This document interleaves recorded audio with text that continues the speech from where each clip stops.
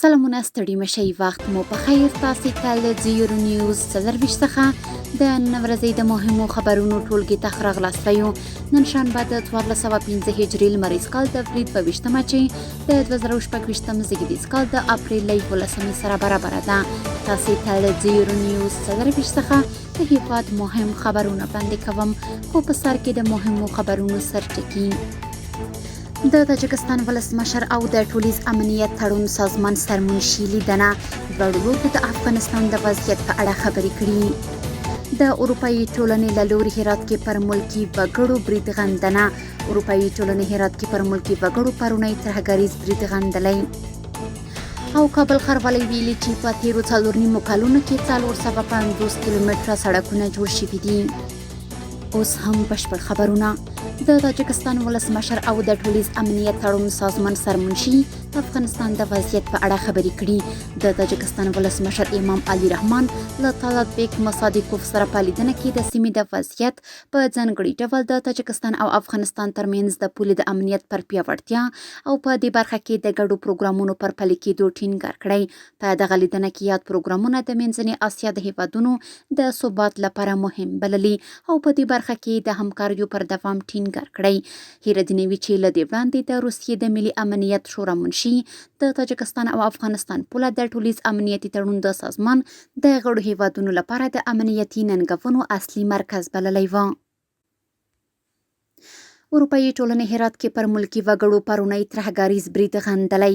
اروپایي ټولنې ویلي چې پر ملکي وګړو د هر ډول او د هر چا له لوري ترهګریز بریدونه غندي او په وینا یې دا ډول تاوتریخوالی هیڅکله د توجیه وړ نه دی. دغې ټولنې زیاته کړې چې د هرات د وحشیانه برید د قربانیانو له کورنیو سره ژوره خواخوږي څرګندوي. دا په داسې حال کې ده چې تېره ورځ هرات ولایت کې پر ملکي وګړو د ناپېژانده وسله والو کسانو د برید له امله 7 تنه شهیدان او 14 نور ټپیان شوي دي. د افغانستان او ازبکستان لوړ پوړو مسؤلینو د حیرتان بندر او د ازبکستان بندر له طرفه د 24 ساعته خدماتو وړاندې کولو په موخه ګډه ناسته ترسره کړې. د افغانستان او ازبکستان لوړ پوړو مسؤلینو او ګډو پلاوو او یو شمېر سوداګرو چې د افغانستان د اورګاډي معین مولوي محمد اسحاق صاحبزاده او د ازبکستان هیواد له لوري د ازبکستان اورګاډي مرستیال حکمت الله رحمتوف او د ترانسپورت وزیر د بلخ ولایت په حیرتان ښارګوټي کې د حیرتان بندر او د ازبکستان بندر له طرفه د 24 ساعته خدماتو وړاندې کولو اړوند له ټولو مربوطه ارګانونو سره ګډه ناسته ترسره کړې. د یادې ناستې موخه د حیرتان بندر د اورګاډي له لارې د بنسټیزو او سوداګریزو توکو د لیږد پر زیاتوالي خبرې کول ښودل شوي دي.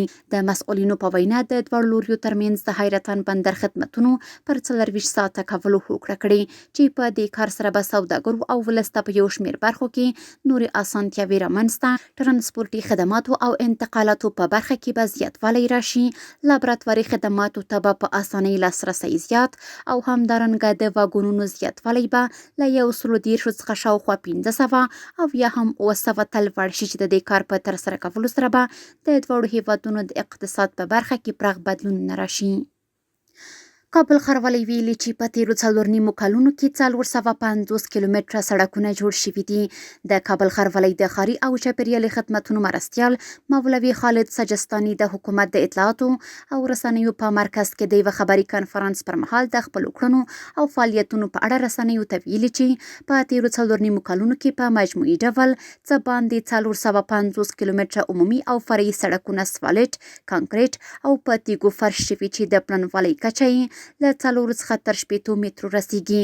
دغه راز په یاده موده کې په ټولیز ډول 422,950 متره سړکونه ترمیم شوي دي. د کابل ښاروالۍ مسؤلینو د خپلو خبرو په دوام ویلي چې کابل ښاروالۍ په تیرو 4 کلونو کې د 3402 ساختماني او استوګنیزو ودانیو د نقشو د جواز په صادرولو سره په پلاني او غیر پلاني ساحو کې د ښاري پراختیا په تنظیم او معیاري کولو کې مهم ګام اخیستی دی.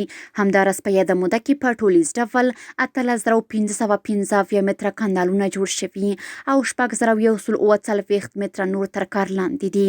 مسؤلینو زیاته کړې چې په وروستیو 4.5 کلونو کې په کابل ښار کې 12 پارکونه جوړ او رغول شوي او 3 نور پارکونه تر کار لاندې دي. ترڅنګ د کابل ښار په بیلابیلو ناحیو کې د 11208 جایدادونو د استملاک چارې هم ترسره شوي دي. د کابل ښاروالۍ مسؤلینو زیاته کړې چې د افغان کال لپاره په بیلابیلو برخو کې ګڼ شمېر پراختیایي پروژې په پلان کې نیول شوي دي. او وروستی خبر همدا چې تیر کال په ټول هیواد کې له زرګونو کورنیو سره تر 3 میلیارده د زیاتو افغانیو په ارزښت مرستې شوي دي. د کډوالو او راستنېدونکو چارو وزارت ویلي چې تیر کال کې د هیواد په 34 ولایتونو کې له 522,450 راستنو شویو بېځایه شویو کورنیو او کوربه ټولنو سره مرستې شوي دي.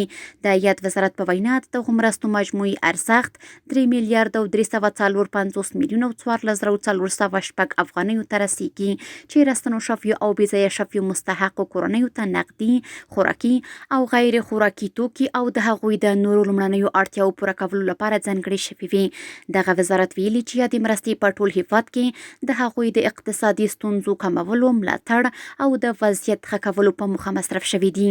کډوالو چارو وزارت زیاته کړې چې اسلامي امارت او دغه وزارت ژمن دی له کورنیو او نړیوالو شریکانو سره په همغږۍ بشردوستانه برنامې پراخې کړي ترڅو په هیواد کې د کډوالو بنسټیزې اړتیاوې په ښه توګه پوره شي. کورني خبرونه هم دومره و. د بهرنیو او سپورټي خبرونو لپاره زموږ پاڼې وڅارئ. په خپل رسنیو باندې فیسبوک، انسټاګرام، ایکس پخوانی ټویټر، یوټیوب او ټیک ټاک زموږ خبرونې خوښئ او موږ تعقیب کړئ. ادرس یې زیرو نیوز 24 تر سبا خبرونې د الله په امان.